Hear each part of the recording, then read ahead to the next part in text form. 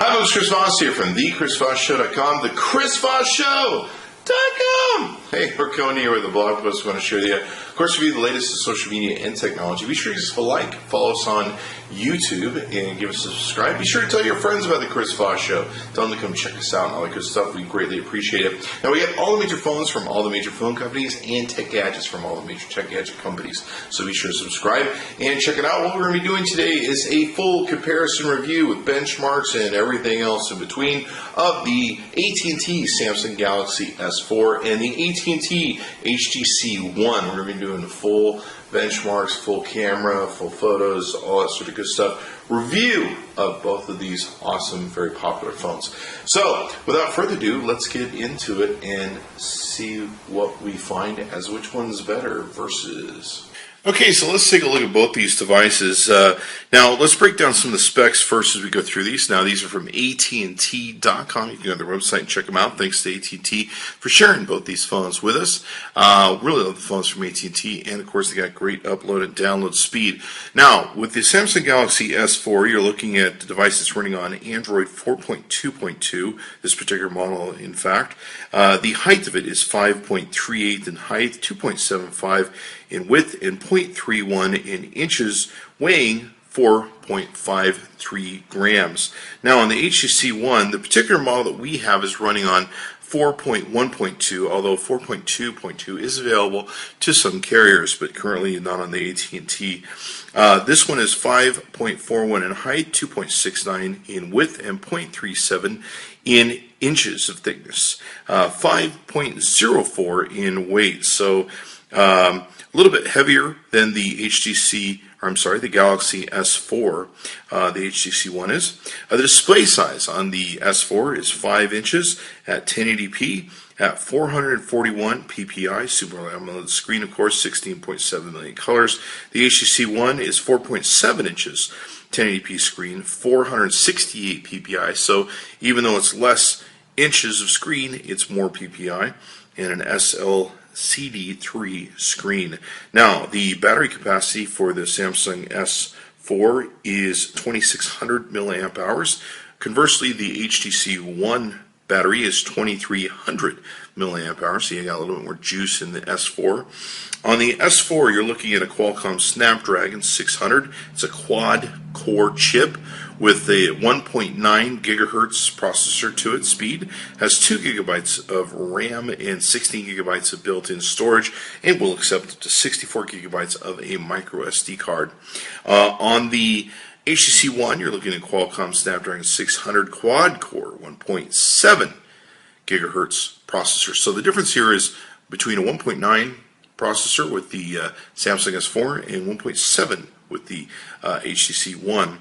2 gigabytes of RAM, 32 gigabytes of built-in storage, and maximum capacity, it says here, is 26 gigabytes. You do not have the ability to add micro SD storage on the HTC One, so it's up to you to decide how that fits into your world.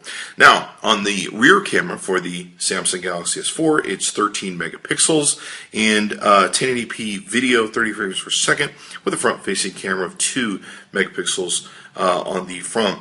On the rear of the HTC One, they have what's called 4 megapixels. Now, this is what they call, it's a much bigger pixel, real pixel sort of thing that they have for it.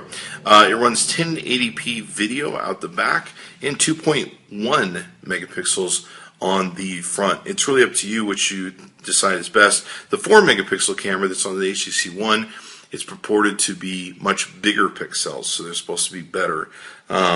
It's really up to you which sort of thing you want to take and believe there. They both have NFC technology, which is important in today's world. At least some people use it or feel that it's important in being able to touch, charge, and all that sort of good stuff between these two.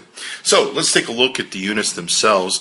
Now, of course, you can see each of them have their own different UI. I tend to like the Samsung Galaxy S4. I believe it's more feature-rich. It's got a whole lot of different things that go with its UI that you can take and choose from. You can see here you've got all sorts of different stuff like, let's see if we can't get through to it. without hitting the wrong buttons. You've got everything from screen mirroring, multi-window where you can have multiple windows going, S-beam where you can share stuff, air view where you can wave your hand over the thing, and also air gesture and be able to do stuff. Air view enables you to hold your finger over and it will blow stuff up.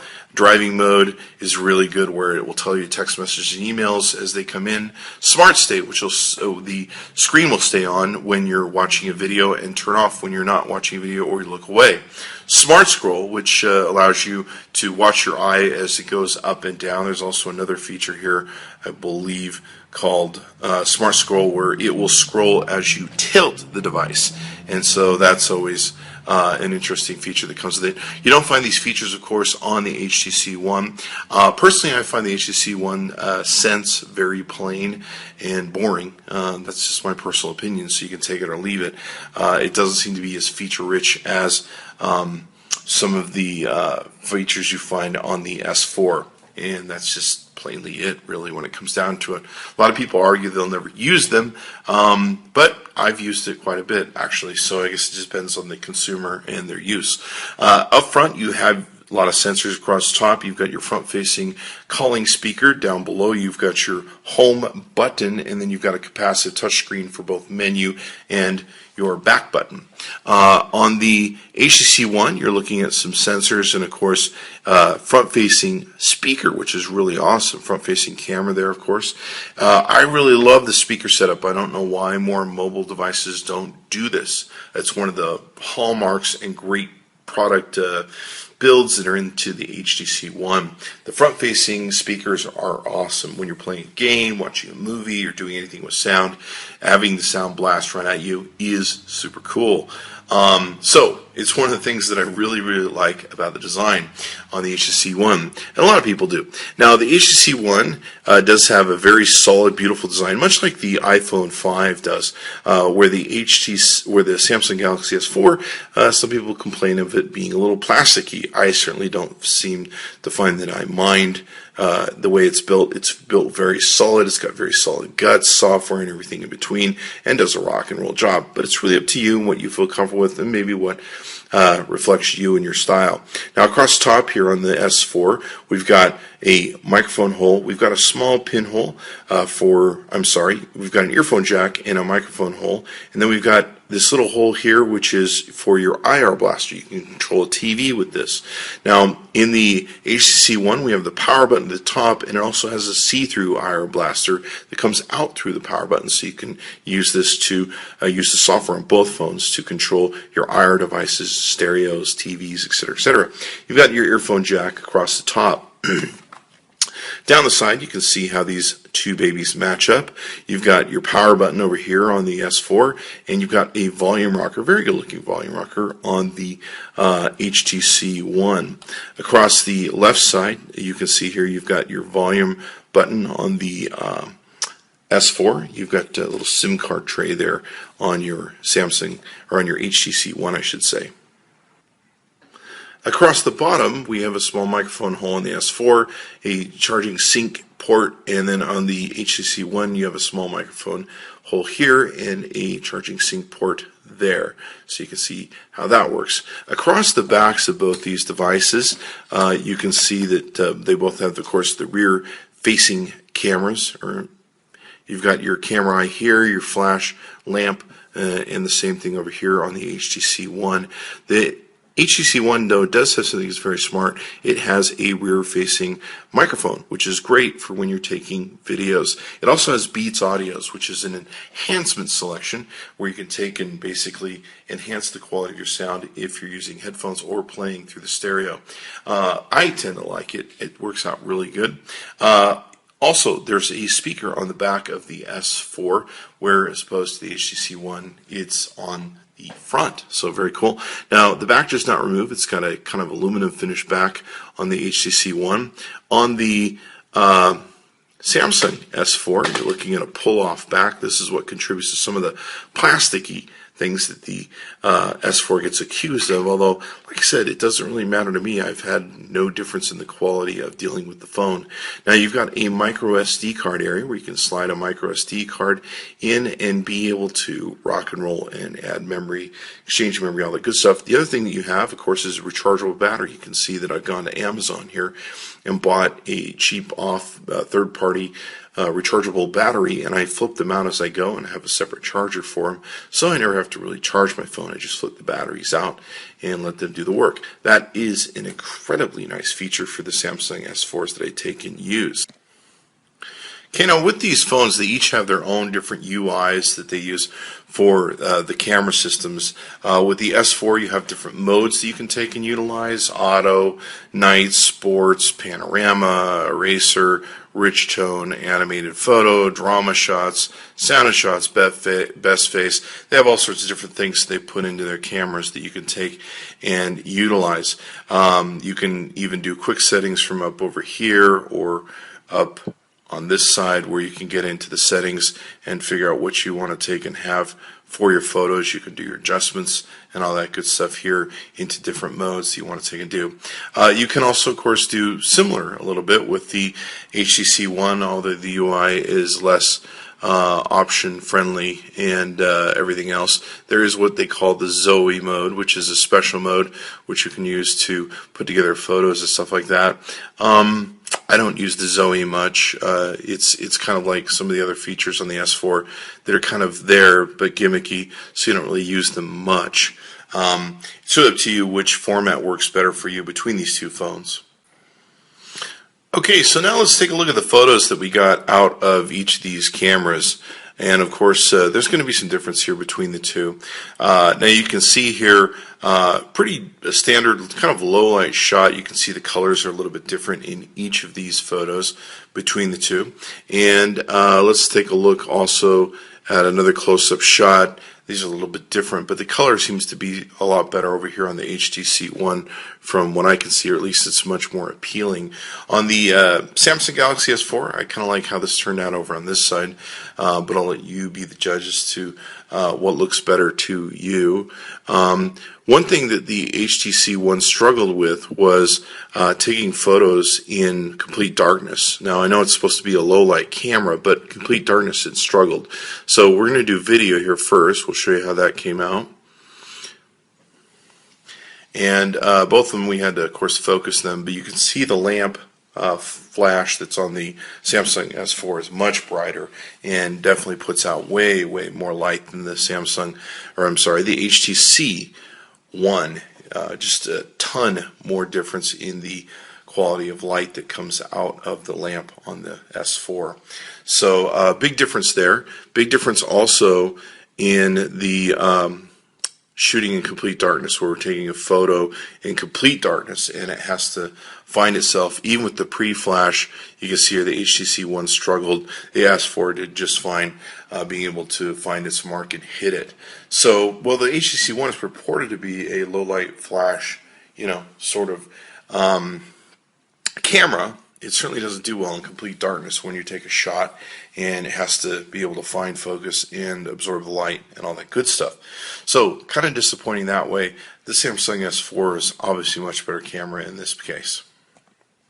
Okay, so now here you can see the Ice Storm Comparisons version 1.1. This is the 3D Mark app, and it's a great app for testing out all the different performance, especially of 1080p screens. You can see here the score on the S4 came in at 11,063 against 10,498 score on the HTC One. You can see some of the breakdowns of the individual scores in each of the different tests that it did: the Ice Storm score, graphics score, physics score, graphics test, physics test, demo, all that sort of good stuff, frames per second, in what it would take and perform. What was kind of interesting is the HTC One showed actually over here in this performance, this is just some results that they've put back in here, showed much higher than the one that we're getting on our current phones, so keep that in mind for whatever that may do. And of course, this was done with the 3D Mark app test.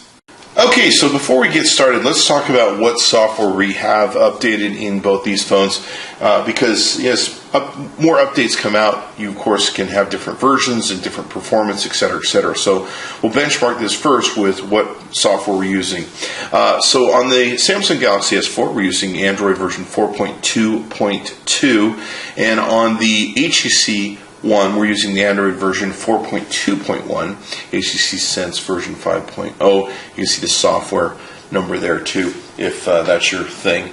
We can also flip to the baseband and kernel version if you want to take and keep track of that as you're doing comparisons along with us at home. Okay, so here we've run the AnTuTu benchmark test version 3.4 of the Android app that's really good at being able to test and keep scores and everything else. You can see here the benchmark came out on the S4 at 24,406, and on the HTC One came at 23,641. Now, the S4 is probably usually always going to beat the HTC One on speed. It does have a faster processor, so keep that in mind. Okay, so here you can see the score on the Samsung S4 is coming in at 29,808 against 23,870, which was what we're using for the HTC One. This is a scoring system. You can see how the scores and numbers broke down here. This is basically the, let's see if we can get back to it. This is basically the benchmark and tuning app that you can download off the App Store. Okay, now here you can see this is the billion counter app test, and what this does is count how quickly each of these devices can count to a billion. Now you can see here that the Samsung S4 has done it in 11.035 seconds against 16 seconds with the HTC One. Okay, so here you can see we're using the CF Benchmark Pro version 1.3, and in here we've run a full benchmark test. Now you can see as we page this down, you can keep track of some of the numbers if some of this stuff interests you. The main thing that we're really looking for here is the overall scores and comparisons. So on the native score, you're getting 29,615 against 29,770, and Java score 24,546 against 22,074. Overall score 26,573 against 25,152. You can see that even though the processing score isn't quite as high, the processor isn't quite as fast in speed as the S4 on the HTC One, that it still holds pretty good its own in keeping in tight range. You can see here the overall comparisons of both devices, sometimes pulling in the other scores.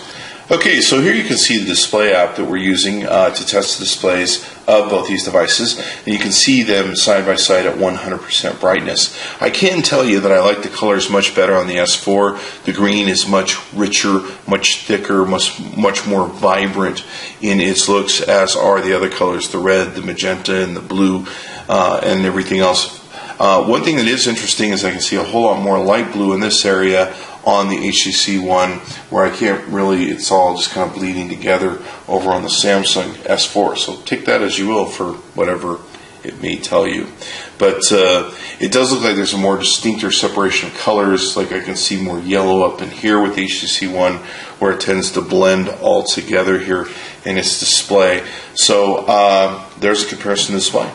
Okay, so here we're doing a GPS status test. We're testing how many satellites each of these phones can take and pick up. You can see here on the GPS status, there's 21 in view on the S4 and 18 in use that it's using to determine where it's at. The HTC One is having a little bit harder time right now. I'm not sure why.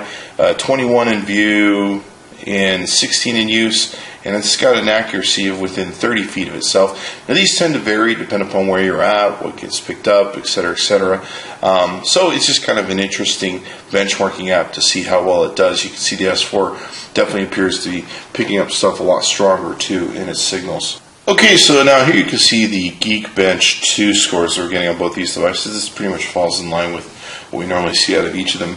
The Samsung S4 coming in at 3240, and the Geekbench 2 on the HTC One coming in at 2763. This is pretty much one of the biggest things that I use to define the benchmarks of speed of devices. And of course, The big cheat here, of course, is that the Samsung S4 has a faster processor speed to it. So you can see here the integer scores, how they break down, the floating point scores, the memory scores, and the stream scores. We can compare some further information here. Of course, you can see that the Samsung processor is a 1.9 gigahertz, one processor, 4 cores, against the Qualcomm Snapdragon 600, 1.73 gigahertz, one processor, 4 cores. So that little bit of gigahertz juice makes all the difference. You can see here the memory comparisons between the two.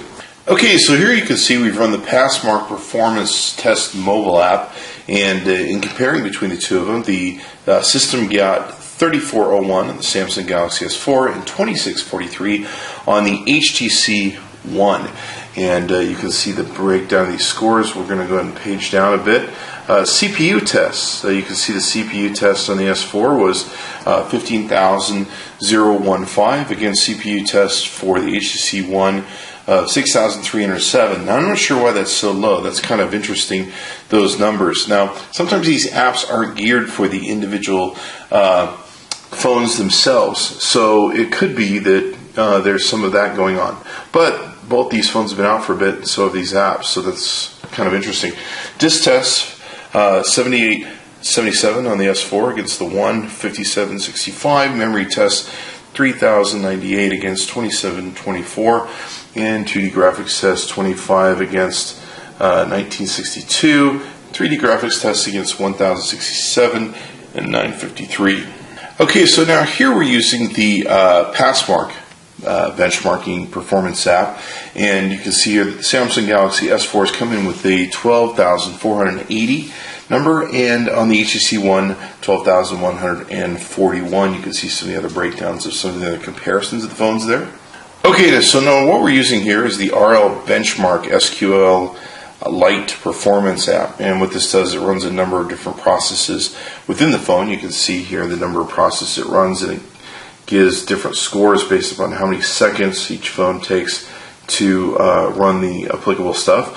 The overall score on the Samsung S4 came in at 17 seconds and 0.257, and 21 seconds, 0.826 on the HTC One. So definitely not faster on the Samsung S4. Okay, so here you can see the scores that we got with the Malamo app for benchmarking. Now, I believe the lower score is the better score that you want to have. This processes how fast each of these can do their browsers and process data through HTML5 and all that good stuff. So usually the lower score is the better one. On the HTML5, it came in at 2185 for the S4. On the HTC One, it came in at 2418. And on the S4 for Metal, which is a feature that the Malamo app takes and processes with, they call it at 730 against 761 for the HTC One. Okay, so here you can see we've done the KFS benchmarking scores on both these devices, and let's see here. We've come in at on the S4, we've come in at 31 frames per second, and on the HTC One, we've come in at 20.156 frames per second in the numbers that it's taken and run. Okay, so here you can see we've done tests, of course, with the AT&T phones. Each of these are on the AT&T network.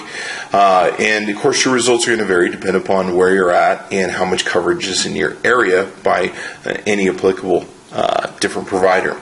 So you can see here some of the results. It does look like the HTC One actually did some faster downloading and not really faster uploading, faster downloading than the Samsung S4 in this case. These can, of course, vary.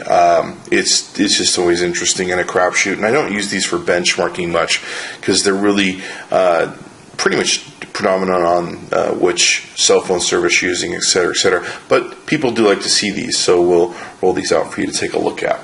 Okay, so all in all, both these phones are wonderful phones. I don't think you can really hold anything against either one of them. I do know from the extreme usage I've had with both of them, and I have both these phones in our possession thanks to AT&T, that the Samsung S4 outperforms it, but it's very slight, and so it really depends on what you like in a phone, etc., etc. You can see other comparison reviews that we've done of both these phones, so you can get a deeper understanding of which one we think is the best, and you can choose and decide amongst yourselves. I think they're both great phones, great potential, and definitely they have their fan base. So you can go to AT&T.com, that's AT&T.com. Our good friends that loan the phones to us. Check out the Samsung Galaxy S4 and the HTC One, which is really cool.